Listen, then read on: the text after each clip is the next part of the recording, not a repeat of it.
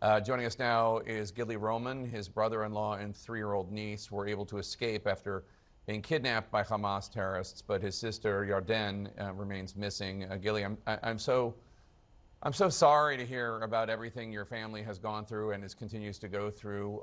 Are you able to tell us how your brother-in-law and your niece escaped?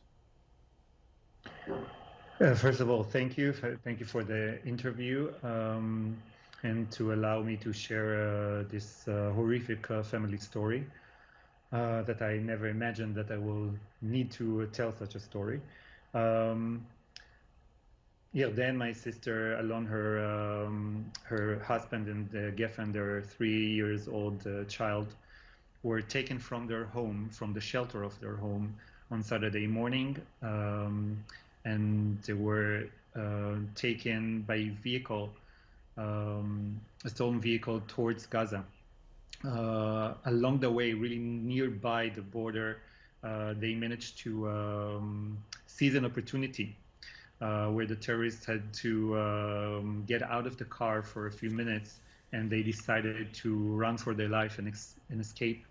My sister took Geffen in her hands, and they just ran out of the car, starting to look for shelter. Then the terrorists noticed them and started shooting and chasing them. Basically, what happens from there is that they went to a place that seemed like a possible shelter, but was irrelevant as they got to it, and they decided to keep on running. And then Yarden gave Geffen to Alon that he will be able to carry her for longer and run faster with her, which he was able to do.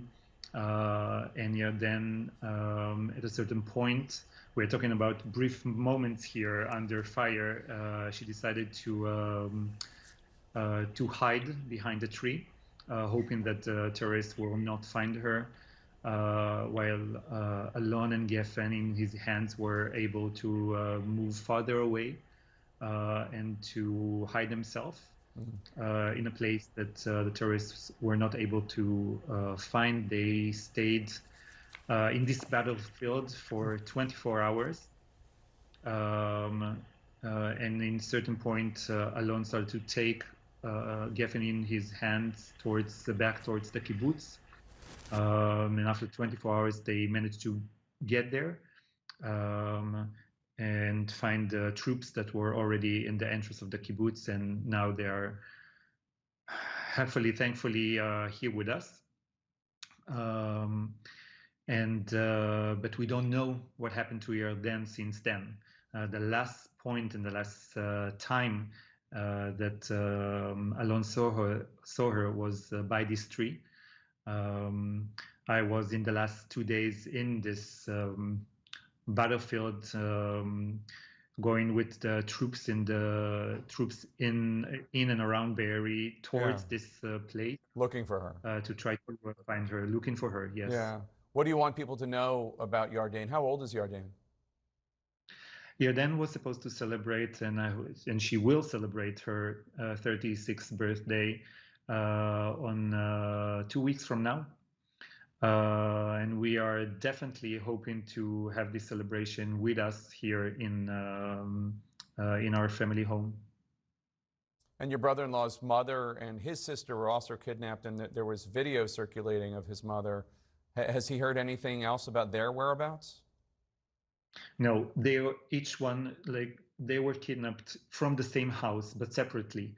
So he did not see where they were taken, but we assume that they're also hostage, as we are assuming that most probably because we've been searching for 2 days and there were no findings, also not harsh findings that like blood and or any signs of injuries or fighting in the area where Yarden was last seen. So we assume, while we are hoping that she's still in Israel and we will find her in the next few days, it's most probably and most likely that she was just taken again and kidnapped, and now also hostage. So in our family, basically we have 3 innocent women in under Hamas's hands. Yeah. And Gilly, what if you could talk to the terrorists right now, if you could talk to Hamas right now about Gilly, about getting her back, what would you say to them?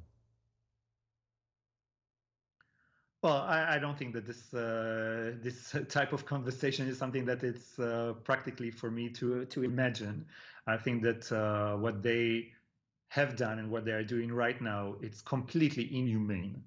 And I think that only someone who can understand that taking hostage of innocent civilians and making them a target, they are not even a mean towards an end. They are the end.